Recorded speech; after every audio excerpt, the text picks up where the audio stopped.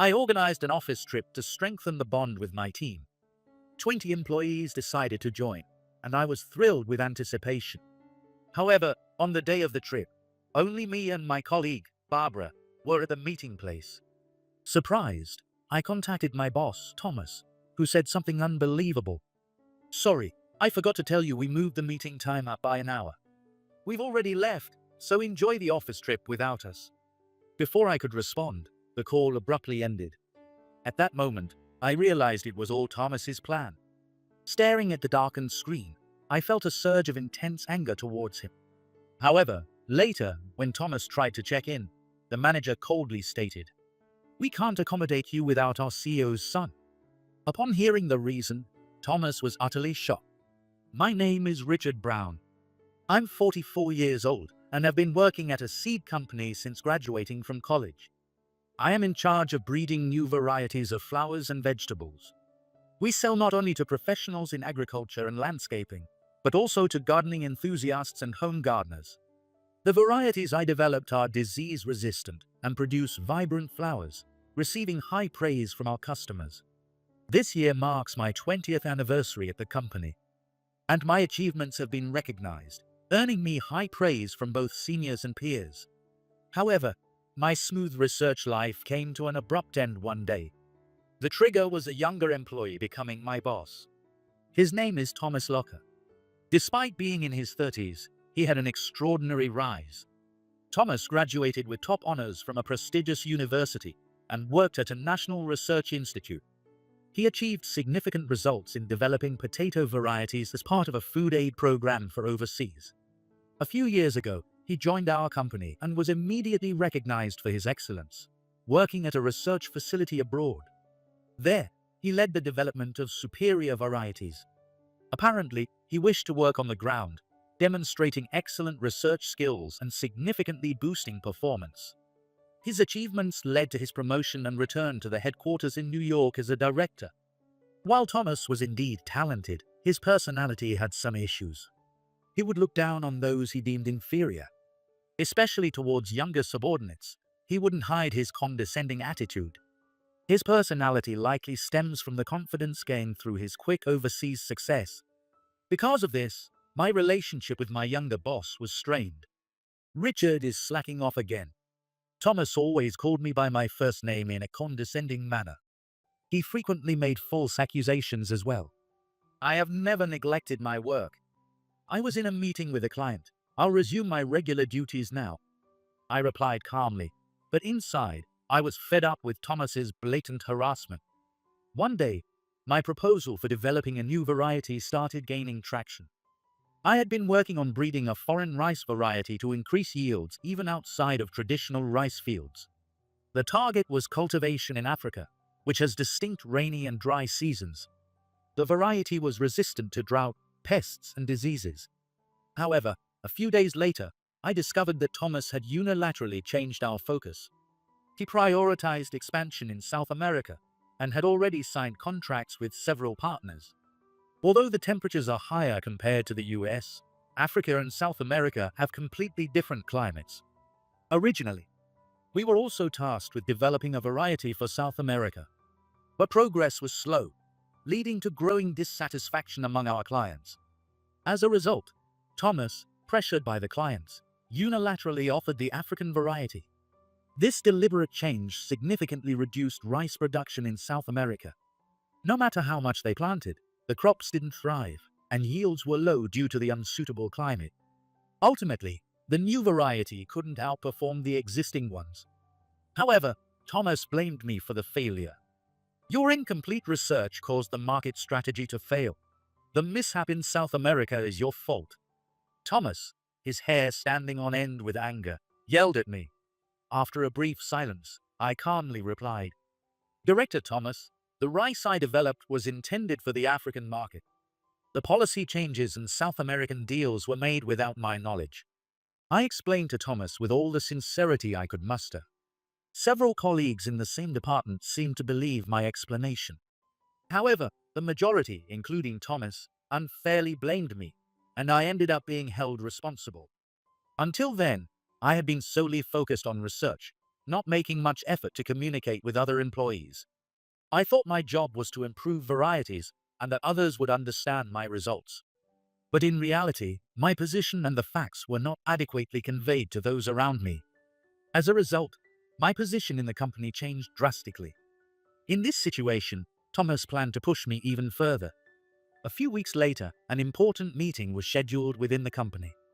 I was supposed to present a new project at the meeting, but my name was removed from the participant list created by my subordinate. I am supposed to present as well.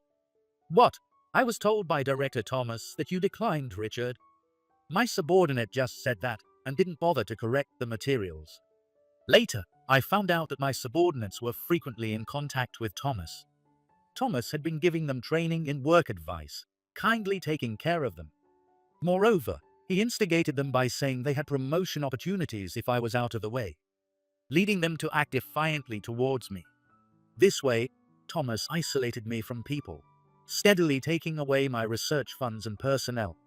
He even directly approached companies and organizations looking forward to my research, claiming his work was superior. During these interactions, he spread false information that my research was failing, thus stealing my clients. These dishonest dealings were carried out using my subordinates as pawns. And by the time I learned of the situation, Thomas had already taken many of my clients. The deadline for this project is in a week. How is the progress? I have already reported that to Director Thomas. My subordinates clearly stopped following my instructions and began prioritizing Thomas's directives before I realized something was wrong. Director Thomas, but this is our project. How do you plan to explain this to our clients? No need to worry about that. We've already informed the clients that Director Thomas is in charge. Saying this, my subordinate snatched the documents I prepared and left to deliver them to Thomas. Why? Why is this happening? After that, the relationship between my subordinates and me grew increasingly distant. I finally realized that I needed to reevaluate my leadership approach and internal communication. I was deeply disheartened, but I continued my daily work on breeding new varieties. All I had left was my pride in completing my job. One day, I was discussing my situation over a beer with my longtime friend and colleague, Barbara. Unlike me, Barbara works in the sales department and excels in communication. I respect and trust her greatly. Why does Thomas have such a grudge against me? Oh, you just figured it out. She responded to my question without hesitation. Remember a few years ago when you and Thomas were on the same project? Back then, you introduced a completely new idea, different from Thomas's proposal. Did that happen? I had always been so focused on my research, giving my best at the time, that I didn't remember every detail. Seeing my confusion, Barbara laughed and continued. You forgot that incident made you the center of attention and led to your rapid promotion. According to Barbara, Thomas felt a strong jealousy towards me for being recognized over his proposal. Until then, Thomas had used his experience and knowledge to achieve success both in school and at work. Before meeting me, Thomas had never encountered a rival in his career. But I took the fastest route to promotion with my innovative ideas, right in front of Thomas. Thomas's jealousy led him to sabotage my research, steal my subordinates and clients, and isolate me. Thomas is such a cowardly jerk. But I can't go on like this. What should I do? I muttered, and Barbara fell silent for a moment. Then she patted my shoulder comfortingly. Instead of going against Thomas, shouldn't you first regain the trust of your subordinates? Yeah, you're right. Barbara then began to speak specifically about how to do that. How about organizing an office trip? If everyone gets together and deepens their bonds, I think it will strengthen the team. That's a good idea, but are you planning to come too? Barbara nodded enthusiastically, suggesting that Thomas would be less likely to harass me openly with people from other departments around.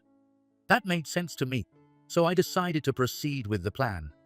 2 weeks later, I distributed the announcement for the office trip to all employees in the R&D department. 20 employees responded positively, so I promptly booked a luxury hotel. It was a popular hotel with a stunning view of lush greenery, complete with gardens, a lounge, and a pool, providing a home-like relaxation. I hoped and believed that this trip would improve my relationship with my subordinates. Surprisingly, Thomas was also excited about the trip and said, "How did you manage to book such a luxury hotel?" As a thank you, I'll arrange the plane tickets. And he reserved seats for 20 people. However, on the day of the trip, only Barbara and I were at the meeting place. Surprised, I contacted Thomas, only to hear something outrageous. "Sorry, I forgot to tell you that I moved the meeting time up by an hour. But we've already left, so enjoy the office trip without us." Before I could respond, the call abruptly ended. At that moment, I realized it had all been Thomas's plan. Staring at the dark screen, a surge of intense anger towards Thomas welled up inside me. Watching from a distance, Barbara approached and patted my back. "With everything he's done, there's no need to hold back. Let's tackle this together." Her words gave me strength and courage. I then calmly carried out what I needed to do. Later, Thomas and the employees faced a rough time. When they arrived at the luxury hotel, they were dazzled by the beautiful garden and serene atmosphere. However, when they tried to check in, the manager coldly stated, "We can't accommodate you without our CEO's son."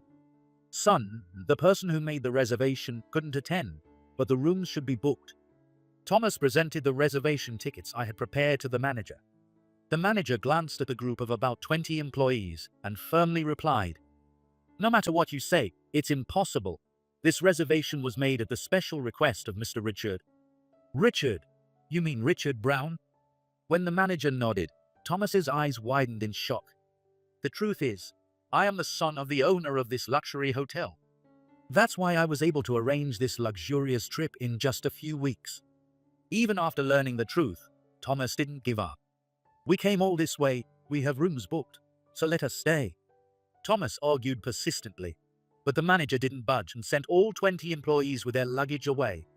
Unable to stay, Thomas returned to the office and confronted me as soon as we met. "What the hell is going on?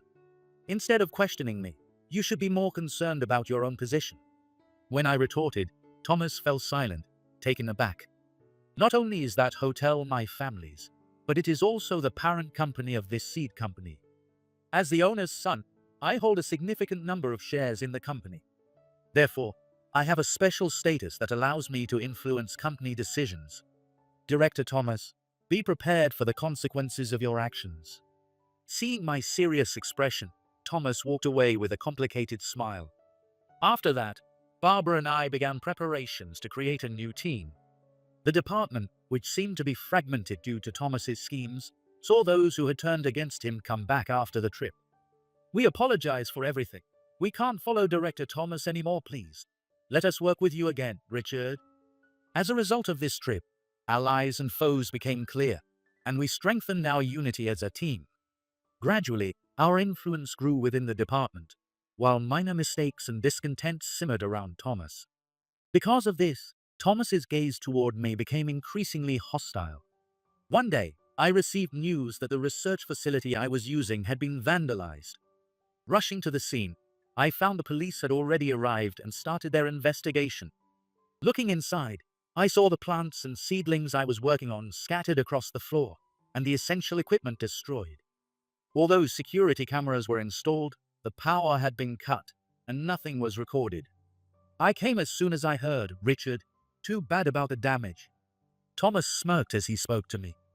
"All the seedlings and seeds you were growing are ruined.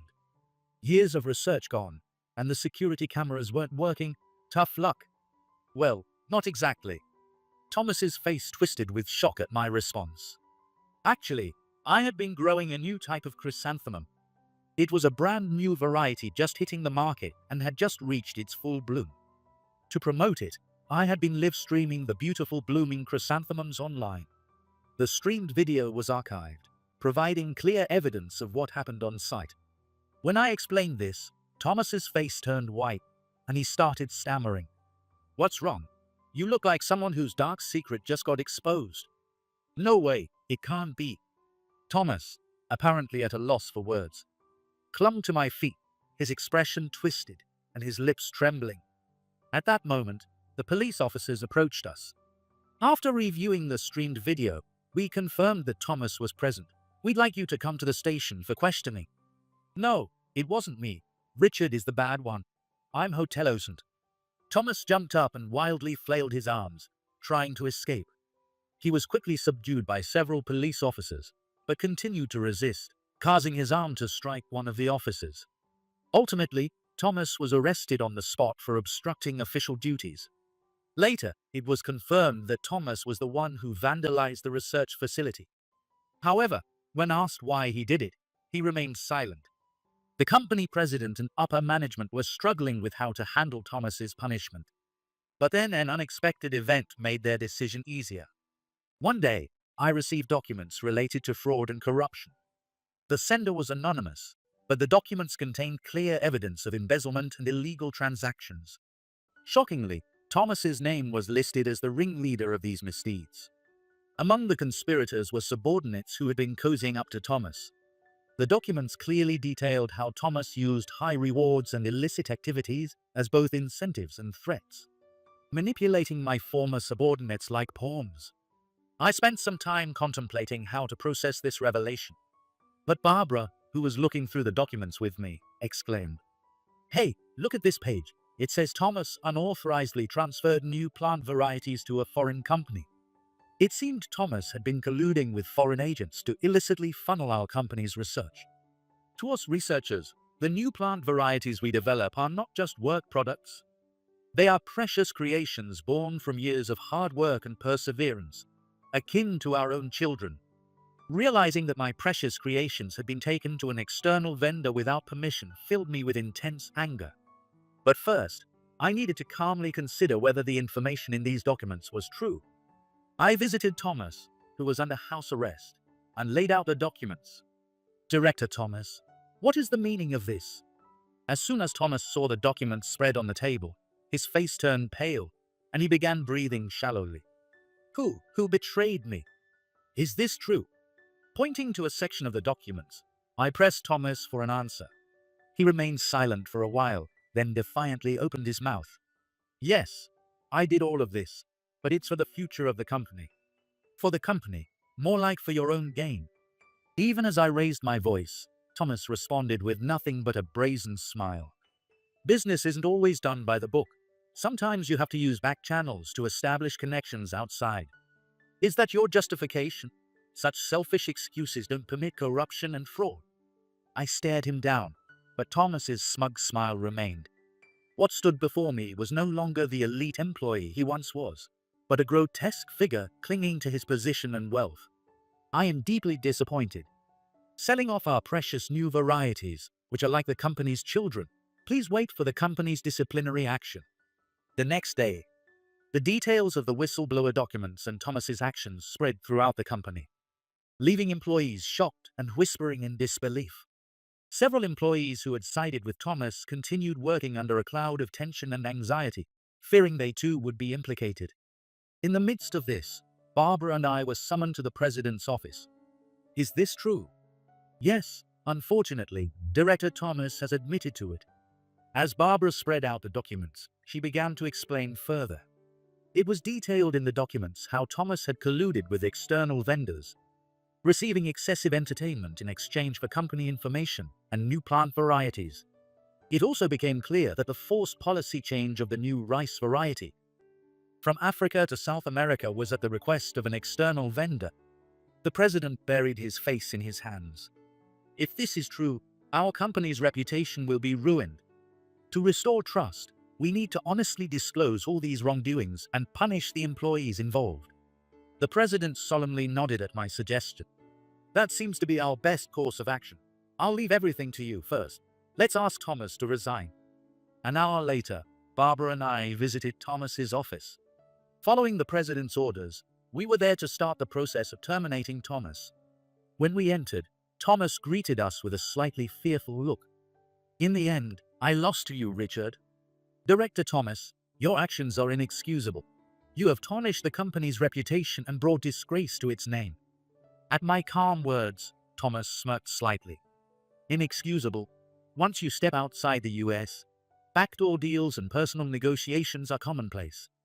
You too should stop basking in the comfort of the US and face reality. No matter how you justify it, the fact remains that your actions have caused significant harm to the company. You will have to resign." When I declared this, Thomas looked surprised. However, he soon sighed in resignation and handed me his resignation letter. The fact that he had already prepared it suggested that he knew this moment was coming. In front of Barbara and me, Thomas began to speak slowly. "I will take responsibility for my actions. After that office trip, you told me to consider my position, but I never imagined it would come to this." Thomas then looked out the window with a somewhat nostalgic expression. "I wanted to defeat you by any means necessary. Ever since the day you humiliated me, I've been looking for an opportunity to bring you down." Thomas couldn't accept that his proposal had lost to my idea. As a result of my success, Thomas experienced his first failure in life. But once I knew my actions were recorded, I knew this day would come. I threw my life away because of my misguided pride. Leaving Thomas, who looked downcast, Barbara and I returned to the company. It was somewhat pitiful, but everything was his own doing. Ultimately, Thomas was dismissed from the company, and when the news spread, there were various reactions among the employees. Some who only knew Thomas as an elite employee showed confusion and sympathy. However, most employees understood and agreed that it was a necessary decision for the company's sake. Barbara and I used this incident as a catalyst to reorganize the company into a healthier and more open workplace. I focused on internal reforms to create a transparent environment to prevent such sad conflicts in the future. The research garden that Thomas had vandalized was finally restored and ready for use again. Determined to pave the way for a new future, I declared to the employees, "This incident may seem like the mistake of one employee, but it is a mistake we all share, and mistakes can be corrected." I addressed the fact that we had created an environment that allowed this to happen. At the same time, I reassured the employees that this was not the end, but a new beginning. By using this incident as a stepping stone, we can reach a better future. The deeper the step sinks, the higher we can jump. With a vow to make a fresh start, Barbara and I launched a new company a few weeks later. This was a project we had been fully committed to since the office trip, gathering trusted employees to start a new enterprise. The new company's management principles were transparency and integrity. Our commitment was to remain a healthy business and never engage in shameful acts toward our customers or partners again. Exposing our management to the public and competitors might seem like a significant disadvantage. However, the first noticeable effect was the trust we regained from customers. The incident with Thomas had caused doubt about our company's integrity, but broad information disclosure helped restore trust. Additionally, sharing information within the company and enabling free decision-making allowed all employees to think from a management perspective. Thanks to this approach, the newly established company grew rapidly. In the previous company, I only understood the tasks assigned to me. But now, I'm entrusted with decision-making, so I can implement ideas without waiting for upper management's approval. Employees proactively gathered information and worked more efficiently and responsibly. 1 year after the company's founding, I expressed my gratitude to the employees at the anniversary party. Our past failures have nourished us, and now this company is about to blossom. Let's unite and strive to turn past mistakes into future glory. On the other hand, Thomas was found guilty in court and was incarcerated to atone for his actions. As a result of the incident, the company we once worked for ceased operations entirely. All internal operations were halted, and an investigation into the company's assets and liabilities began. The assets were sold off to pay the debts, and after all the settlement procedures were completed, the company was legally dissolved. A few months later, rumors about Thomas, who was imprisoned, began to surface. Known for his prideful nature, Thomas continued to clash with those around him, even in prison. The confined environment further isolated him, and he ended up eating and exercising alone each day. Prison is supposed to be a place for reflecting on one's crimes and past mistakes. But Thomas still couldn't understand what he had done wrong, living a solitary life day by day. It's pitiful, but understanding the importance of integrity in relationships is something Thomas must realize on his own. Given his genuine talent, it's a truly unfortunate outcome. I hope that one day he will come to understand and reform. Now, from a place beyond my reach, I silently wished Thomas well in my heart. Since then, I have continued to work hard as the CEO of our new company. The values of transparency and integrity that I established as the company's core principles are strictly upheld, and the employees resonate with these values, working with all their might. As a result, despite being a young company, we have gained the trust of our customers and are now highly regarded within the industry. One day, I proposed an office trip to the employees.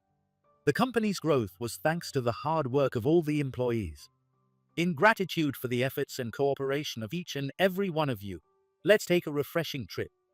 With that declaration, I took all the employees to that luxury hotel. The employees, amazed by the breathtaking scenery of lush nature, having a fun to relieve their daily fatigue. After enjoying a French meal, we toured the hotel's famous breathtaking view with blooming chrysanthemums. These were the same new chrysanthemums I had been cultivating at the research facility. As I looked over the splendidly blooming chrysanthemums, I expressed my gratitude to the employees. Today's success was not achieved by my efforts alone. Please continue to support and grow the company that we have built together. Moved by my words, the employees shared their heartfelt feelings. The chrysanthemums surrounding the hotel were in full bloom, marking a perfect time to reflect on our journey.